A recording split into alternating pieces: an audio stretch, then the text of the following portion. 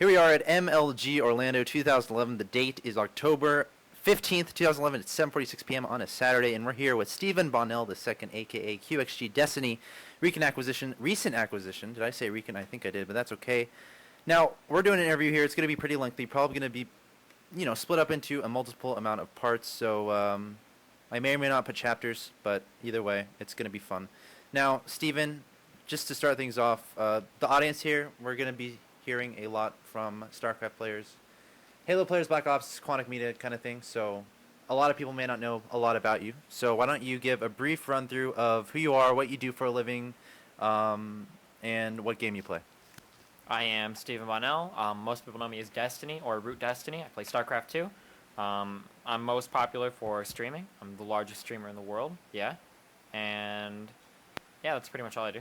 So define largest streamer in the world, as I don't really know what that means. I have the most views. Like, what kind of numbers are we talking? I don't even know.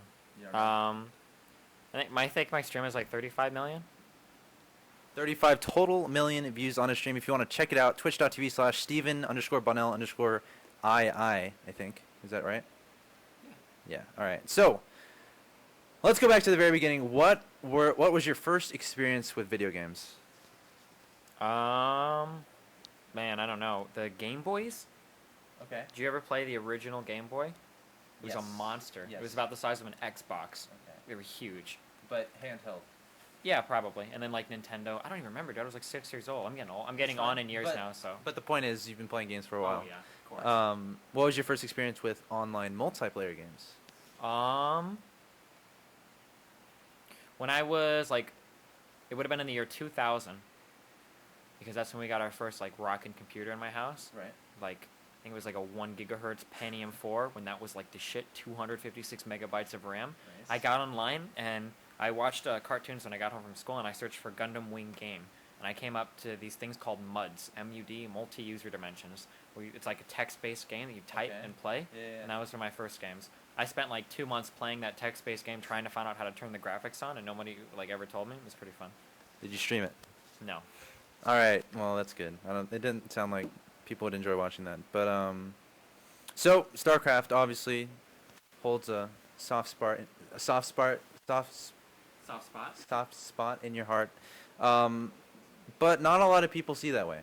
So what would you say to like a Call of Duty player or a Halo player? Why should they try out StarCraft 2 or StarCraft? They maybe necessarily shouldn't. I mean, not every game is for every person. StarCraft is interesting to watch, even if you don't necessarily play it at a high level. The way that the game works lends itself well to observing, I think. Okay, so it's okay. I mean, you think a lot of people will find a lot of good entertainment value in watching it rather than playing it? Yeah, it's definitely one of the games that I think it has the largest like observer community that doesn't necessarily play the game at a very high level. Versus, and I'm really speaking out of place here. I don't know how many people really watch like Battlefield or Halo or Call of Duty. They don't actually play it at quite a high level. Like if you don't play it at a high level, I don't know if watching would be too exciting. Whereas with StarCraft 2, it's a lot easier to kind of follow along with what's going on in the game, even if you don't play it at a very high level. So do you ever watch Halo or Call of Duty at like one of these MLG events? I actually haven't before until I went to that Red Bull LAN and I started watching a little bit of Halo. And it's pretty hard for me to understand some of it, but it's actually a lot more entertaining to watch than I thought it'd be originally. Well, that's good. Now, how were you introduced to StarCraft 1? My friend Kyle played it in grade school, and him and his buddy Frank just told me to buy the game, and we got it, and we played. Yeah. And how competitive were you in that game? And like, talk about the time frame in which how long it took you to become competitive, if you ever were. I played that game for like 10 years, and I was never seriously competitive. There were a couple of spurts where I wanted to try like my run on like IC Cup or whatever, and I like grazed B- one season, like mass gaming at the end of the season, and that was it. Now, obviously you are famous for streaming, you're producing content and whatnot. Did you ever try to produce content for StarCraft 1? No. I just got in. The whole streaming in StarCraft 2 was totally lucky. I gotten laid off from my previous job right at the same time that I got into the StarCraft 2 beta, and I by chance saw streaming, and I thought it'd be fun to try it. So. Nice. Well, that was my next question. Did you ever produce any content in StarCraft, or what made you want to start producing content in StarCraft 2? Were there any players or figureheads that inspired your SE1 play? I was never good enough to look to other players. I mean, I watched some pro gaming, but I never got to that level where I could emulate anybody. All right. So other than StarCraft, what were your other hobbies growing up? StarCraft and music, pretty much the only two things. Can you expand a little more on music? I played the saxophone in high school. I actually liked anime a lot when I was a kid. Not hardcore, but like I watched the stuff on Cartoon Network and then find like the full series or whatever. And I listened to a lot of Cowboy Bebop music. And there was actually a song in Cowboy Bebop called "Good Night, Julia." I have no idea. Whatever. And I listened to that, and the saxophone sounded cute, so I decided to play sax. Nice. And I understand you play a little bit of the piano too. I haven't practiced my sax in like 2 years, but I have like a keyboard in my house, and I just kind of mess around on that sometimes. So you talked about how you played this instrument in high school. Tell me a little bit about your history with school. Like, how was it for you? Grade school. I went to grade school and a Catholic/Jesuit high school. And then from there, I did college for like 2.5, 3 years, but I kind of had to drop it due to work. Okay. Cool, cool. I went to Jesuit too, so shout out to Jesuit. And also, where was I on my little list? All right, tell me a little bit about your system that you play StarCraft 2 on, and how many upgrades you've had since your first actual system, and kind of give like a little bit of a timeline if you want. I had some guy build me a computer a long time ago. It's like my first real system. It was kind of cool, but it was kind of shit. It was okay. It was like an E6 750 dual core with like a 9600 GT card. And then I decided to build myself a new system on the i7 930, the 1156 socket. And it was like an okay system, like 6 gigs of RAM, a decent processor. But then I started having problems with my system to where I had no idea what was causing. Like I would just have these random freezes. And a lot of people on my stream remember this. I went through like this 2-month period of like super buffing my computer because I had no idea what was going on. So like I had 6 gigs of RAM in there, and I thought maybe one of the RAM sticks was bad, so I ordered another 6 gigs, and I tried swapping them out, and I had the same problem. So then I wound up with 12 gigs of RAM. I had like a 750 watt power supply. I remember this. So I just ordered a new power supply, and I got a 1300. I don't know why, but I got one of the Corsair, like the CX 1300, whatever ones. So I have a 1300 watt power supply in there. I thought it could have been a graphics card, so I ordered a second card, and I swapped that one out. Still crashed, so now I have two 5830s in there. Kind of silly stuff. Eventually, I found out it was the Corsair, the like the CZ 300 or something. I don't even know the model, but the 128 gigabyte Vertex, the Vertex OCZ SSD, the 128 gigabyte version sucks. We're not sponsored by them, are we? We probably not any in the near future. Okay, now that you've said that. Okay. Well, apparently their SSD has a lot of problems, and a lot of my crashes were caused by that. Very fucking frustrating. But all that's resolved now. Oh yeah, got rid of that bad boy. So your computer's like top of the line now. Not anymore. I mean, it's pretty good though. Sure, true. I mean, when can a computer ever be top of the line? Now, I also notice. Talk about your keyboard, your peripherals, and whatnot. Some people have really huge preferences when it comes to peripherals. I don't. I think it's silly when people obsess over that. I use a DOS keyboard. It's a mechanical keyboard, and it's solid. I like things kind of simple, and it's just there's no engravings on it. It's just a nice solid black keyboard. It feels good. I've dropped it a couple times. It still works. It's a solid, good built keyboard. And then I use a Logitech G9 mouse. Nice. And headphones. I've got a pair of Sennheiser HD 598s because they're comfortable after wearing it for long periods of time. Cool. And I also noticed you have these little rest things in front of your keyboard, in front of your mouse pad. Can you go ahead and explain the purpose of those? I actually don't like my mouse pad very much. It's kind of moves weird. I prefer probably a solid one. But when I was at Cats and I was playing a lot, like when I was at Cats, I was playing a lot, probably upwards of 10 to 11 hours a day. And I noticed after playing for a long time that like some of my fingers were starting to numb up a little bit, and I got really, really paranoid that I don't know, carpal tunnel or something, or some kind of repetitive strain injury was developing. So I decided to buy those foam things that go in front of the keyboard and the foam mouse pad so that I could rest my wrist on it. I haven't had any problems since. So. Nice. That's good news. That's good news. Definitely a safe thing you can do. Have you always narrated your SE2 gameplay? Yeah, I started narrating since I was doing it early on in the beta. At first, I started narrating as a way to kind of get feedback on my games, and then I started narrating for fun, and then I narrated kind of seriously. Just kind of grew from that. All right. So a lot of people obviously enjoy your, the stuff you say, the fact that you narrate. Do you think all streamers should do that? All streamers should narrate? Yeah, definitely. It's your personality is like the only selling point you have. There's always going to be somebody streaming in higher quality or streaming better play than you, unless you're like a top tier player. So you have to sell yourself and your personality. It's the only thing you have that sets yourself apart from everybody else.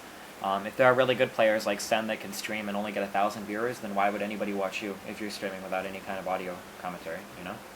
That's a good point. Very good point. How much does talking during an S2 game affect the way you play? I would like to say it doesn't affect me that much, but I mean, like, if you're trying to, like, think up really complicated strategies in your head and you're also trying to form really complicated sentences at the same time, I mean, there can be a little bit of a mess up. In terms of, like, macro, like spreading creep, injecting, or whatever, stuff like that is just automatic once you get to my level. It should be automatic anyway. I'm sure it suffers a little bit if I'm talking too much, but right. It's not anything too drastic. So you have to get somewhat good at the game. Yeah. Before you actually start narrating. And before you narrate a lot, yeah. But just because you're not really good doesn't mean you can't narrate after games or go over replays or anything. So what do you say to people who say you still aren't good, yet you narrate? I'm still not good? Well, to people who say that. Oh, I mean, I am pretty good. Okay. I'm in Grandmasters. I'm not the best, but... Sure. Alright. It's kind of a troll question. Oh, okay, thanks. If streaming didn't exist, what would you do? What would you be doing right now? The job I did before this was cleaning carpets, so probably... Exciting? Yeah, no. No? It's a terrible It wasn't job. exciting? No. It's unique. How often do you go to a party and someone's like, hey, what do you do? Probably I'm never, carpet because cleaning. those guys don't have enough money to go to parties. It's true. Anyone can get in a party, man. Yeah, but not when you just have to bum off of other people. That's true. But it's like, a lot of unique stories come from that, I think. I think that'd be a little... From going to parties? No, from... from carpet cleaning. Yeah, there are a lot of unique stories, but when they all end at $3.50 an hour... Yeah. Alright, so why do you think you became so popular? Because I'm pretty entertaining. Kind of smart. Just personality? Yeah. Like what you said before. Was there like a specific point where you were like, I may have something here. People like this. I got my first paycheck from Justin TV for like $200, and Nice. after that, I saw how much I was playing, and for the next month, I'm gonna try playing a little bit more, and I played a little bit more. I think I got like $800, or like $600, and at that point, I realized that I could probably make more playing full time than doing the carpet cleaning job. And as soon as I realized that, I was done carpet cleaning, and I think I told him that my baby was due like 4 months before it actually was due. Nice. And I quit. Now, how often do you use your baby to get more stream views? Not too often. I don't live with my baby at the moment, so it's kind of hard to do that. You should do it more. All right, so let's get a little bit real here. If you showed on your stream like a picture of a goldfish, people would probably watch that. Would you disagree with me in saying? Oh no, they would. They watch a lot of. How many do you think? Probably about 3,000. Okay, so just streaming anything. So, a lot of people when they stream, when they play StarCraft 2, and their motivation to play to get better, is to get that grand prize, become professional, get popular, get the money. You're in a very unique situation in that you're the only StarCraft 2 player that you don't necessarily need to be good, be amazing, get all these awesome results to be, received by the community, to get a lot of stream viewers, to get I wouldn't a lot of say money. I'm not the only one. I just do it in a different way than anyone else. Who else would? Husky and HD StarCraft. They don't stream. They don't stream, but they do the same thing I do. They just do it on YouTube. They commentate. That's like a specific skill set. Whereas I'm talking about StarCraft 2 professionally. But I mean, in terms of I'm getting to somewhere. No, I know. It's a really complicated question. A lot of people argue about this, and I always come up in these arguments. People argue the difference between, is he a pro gamer or is he a pro streamer? Right. And I mean, because like what I'm trying to get to is the motivation factor. Yeah. You don't necessarily have. I wouldn't think the motivation, you wouldn't have the motivation to get good at the game, just to get good at, to get more views or whatever. If somebody was in my position and they just wanted to make a lot of money, right. Getting good at the game would never be an ambition. But everything that I've done so far has been a byproduct of me wanting to improve at the game. I am pretty entertaining, but in terms of StarCraft 2 entertainers, I would want to say that I'm pretty well above the rest of them. like in terms of skill, and I'm not bashing on anybody, but I Right. think I play better than HD StarCraft or Husky or Sure, anybody sure, else. sure, who sure. Probably Day 9. I don't know how much he's been laddering though recently, so I shouldn't say that. Probably. But in terms of people that are just entertaining, I hear you I play would him a say- lot, by the way. But go ahead. Yeah, every single. In terms of people that are just entertaining, I think I play probably quite a bit better than most of them. So I mean, I am entertaining, and that's how I make my money. But my goal and ambition has always been competing at the highest level possible. And that's always been the driving factor behind everything I do. That's why I don't do as much casting as I would maybe like to. Yeah. I get invited to cast a lot of events. I think they will be surprised to see how many emails I get for just casting random tourneys and stuff. And I do accept the odd, like for Sunday Night Fights, like I'll cast for them. I've casted for SC Reddit. I've gotten invited to cast for a lot of things, but I try to stay away from being super entertaining all the time because it really cuts into your playing time. So your main motivation, you want to get good at StarCraft 2. Yeah. That's your main thing. Yeah. So when you jump on your stream, your goal isn't to get as many viewers as you can by coming up with controversial shit, calling people on Skype. Your main idea is to get good at the game. Correct. Okay. A lot of people say that I do some of that stuff because I'm trying to get views or whatever. Right. And that's not necessarily true. Honestly, I'm really glad that I have kind of the platform that I do. Some people say that I'm influential in the StarCraft 2 community and in some young people's lives. And I really believe very strongly in everything that I do believe in. So if I have the opportunity to sway some people over to my line of thinking, I'm definitely going to take advantage of that. I might just be a StarCraft 2 player, but I'm also human, and I do have the desire to, I guess, populate as many people's brains with my thoughts as possible. So I mean, if I can get more people to agree with me, that's fine. So I do go off on tangents sometimes about whatever. And I don't think people are upset with that. Well, some maybe. Some being able to. But we're not going to stop doing what we're doing because a couple people don't like Yeah. it. What suggestions would you have to someone trying to become a popular StarCraft 2 streamer? Just be yourself, your personality. Same thing as What if they have a terrible personality? Then you probably won't make it very far. What if they have a really good voice? Then be a caster, cast pajamas. You say Cat's Pajama doesn't have a good personality? What? Well, he's got a fucking amazing voice. Everybody knows Cat's pajamas. I mean, he's got a good You're personality. kind of too, but, okay. but yeah, sorry. No, that's fine. Now, are you still giving lessons? Yeah, but I bumped the price up a lot because I was getting mobbed with lessons. Where can people sign up? Quantic-destiny.com/lessons. Nice, you got that changed already? Yeah. Cloud9 Labs is a very cool organization. Do you think they can hook me up? Quantic. Maybe, I don't know. I'll ask later. Talk to my people. When and why did you start coaching StarCraft 2?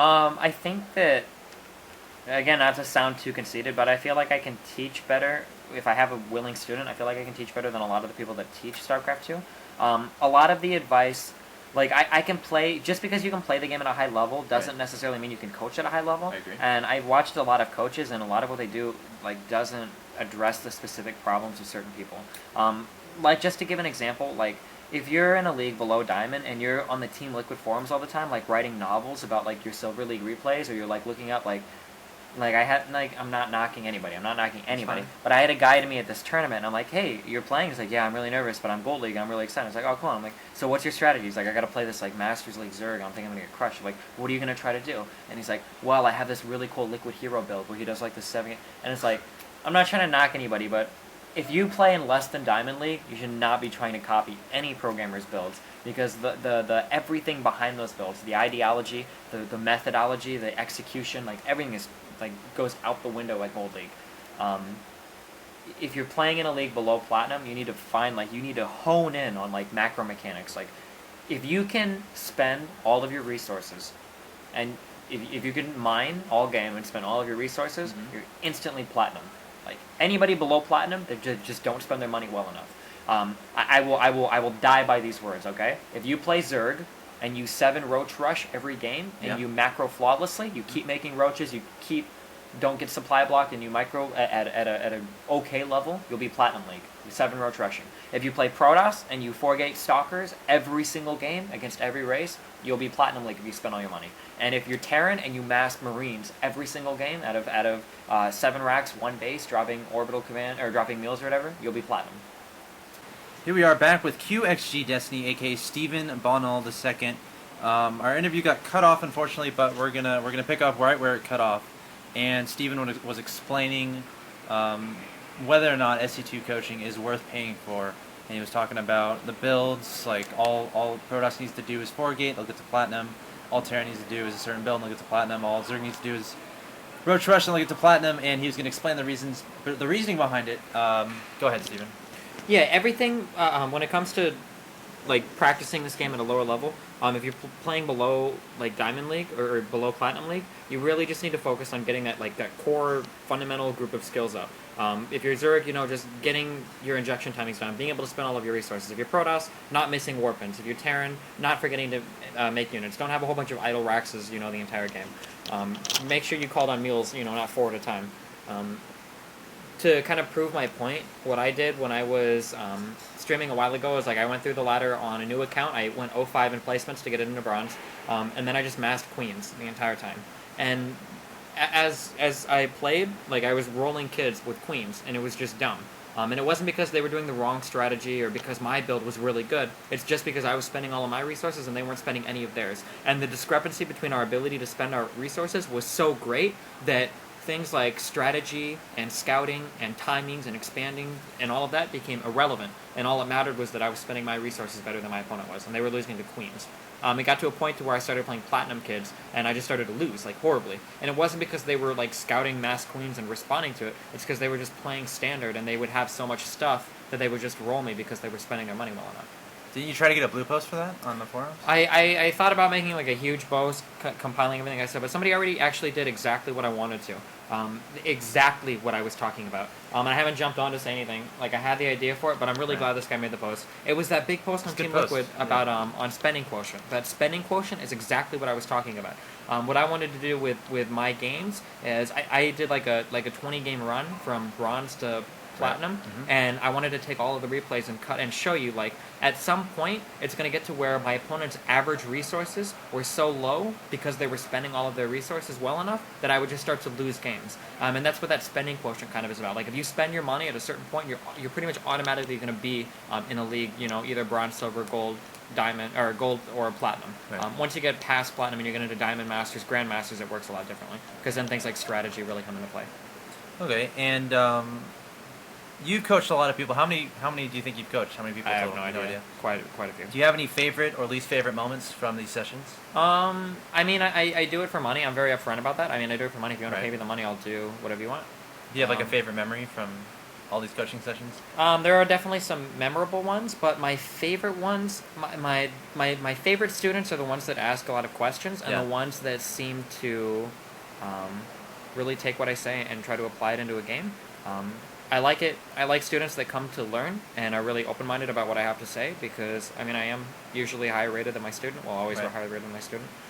My least favorite moments are probably people that seem like they don't believe what I'm saying, or sometimes people get angry or frustrated with what I'm trying to teach them, so they want to just skip it entirely.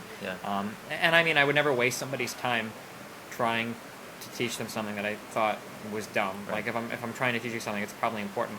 There have been a couple people where I'll try to teach them how to fend off early game pressure, and they'll just get frustrated, okay, don't make them do that anymore. And it's okay, well, we can work on later game stuff, but if you constantly die to these kinds of builds, you'll never get to the late game, Okay.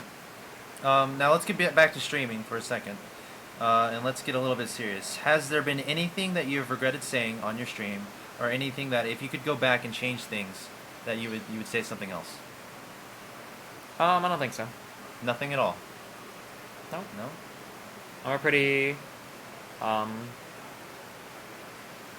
very uncompromising in my beliefs, and the kind of person that the problem that you run into when people regret things that they say is there's a discrepancy or an irreconcilable difference between the person that they present themselves as and the person that they actually are.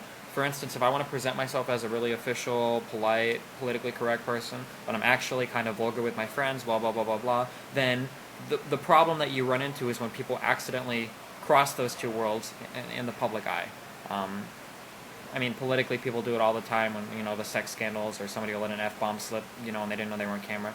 But for me, I pretty much present myself exactly as I am. I don't really have to change much in terms of streaming. So if I say something, it's because I probably obviously feel that way. And if I feel that way, I'm not very apologetic about it.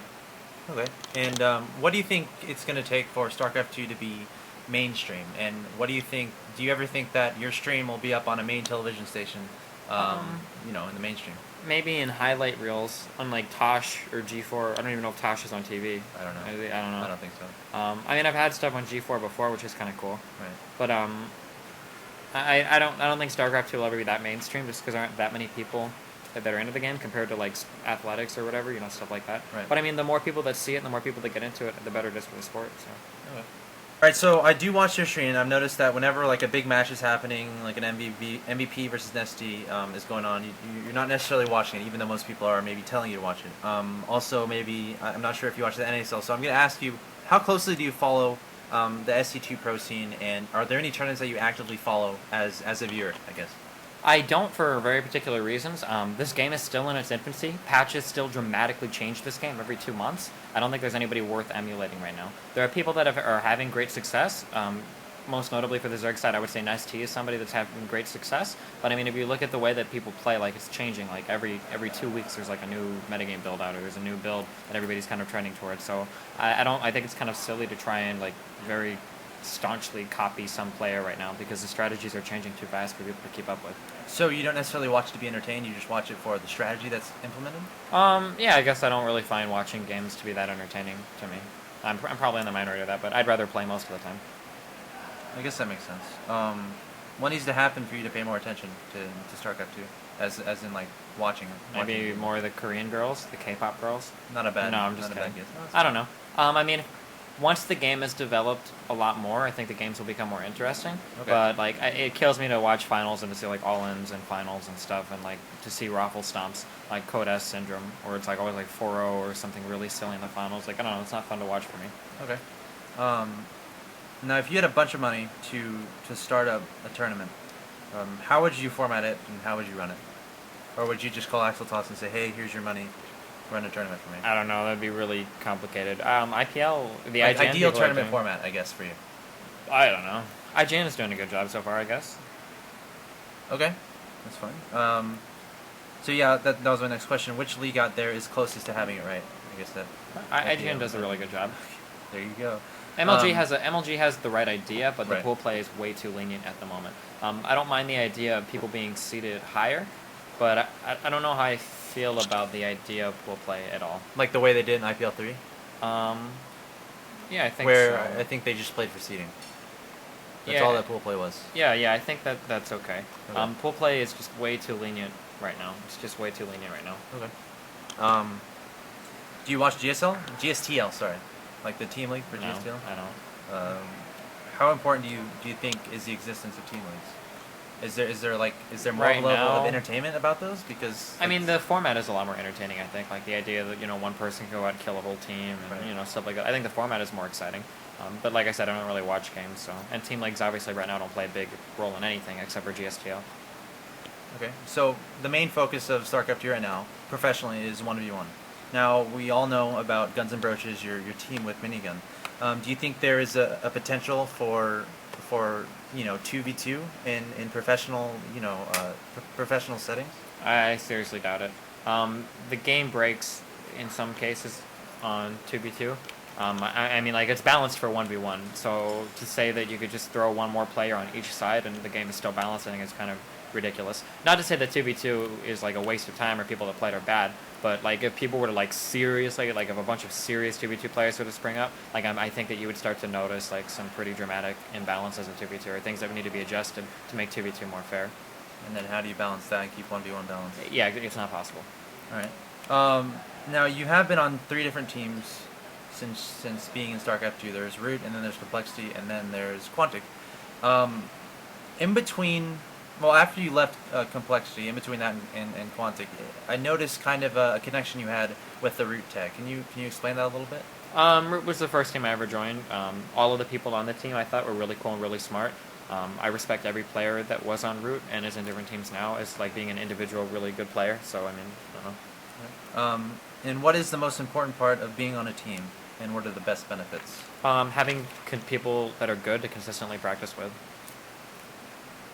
All right, can you talk a little bit about the current QxG Quantic organization, and what do most people not know that they should know about the team or about the organization as a whole? If you're in StarCraft 2, you probably don't know a lot about the other teams. Mark tells me like the Battlefield teams are all pretty much the sickest Battlefield teams like of any team ever. Like they Yeah. dominate the team so much it's not even close. And the StarCraft 2 team is there's a lot of solid players on it that nobody knows about. Like Dark Cell's solid, nobody really knows too much about him. The Agnes can be really solid. Inca's really good. So. Okay. And what is Stephen Bonnell II doing 1 year from now? And what has he accomplished? I have no idea. Hopefully I'm playing at an incredibly high level. I want to be one of the best foreigner Zergs possible. Awesome. Well, that kind of wraps it up. Do you want to give any shout-outs? Where can people find you? You can find me on justin.tv/Stephen_Bonnell_II. My website is QxGDestiny.com. My Twitter is Stephen_Bonnell. And yeah, give a shout out to everybody that watches me and all my fans, and a big shout out to Cloud9 Labs for managing my website. They've been great with it. All right. Well, Stephen, thank you so much for giving me some of your time. And that wraps it up for this interview from Quantic Media. Definitely stay tuned. Subscribe to this channel, to whatever channel you see this on, for more coverage of StarCraft 2.